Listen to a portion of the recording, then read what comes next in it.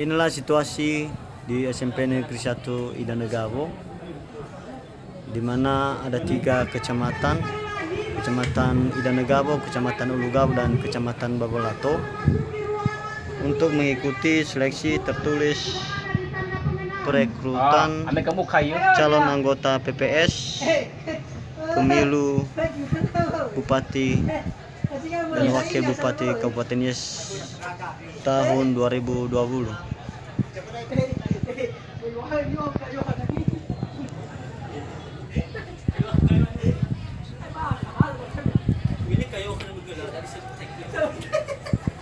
Situasi pembagian bed nama dan registrasi sangat memadai sekali. Selamat berjuang buat peserta seleksi calon anggota PPS pada pemilihan Bupati dan Wakil Bupati Kabupaten Nias tahun 2020 yang akan datang. Sukses selalu.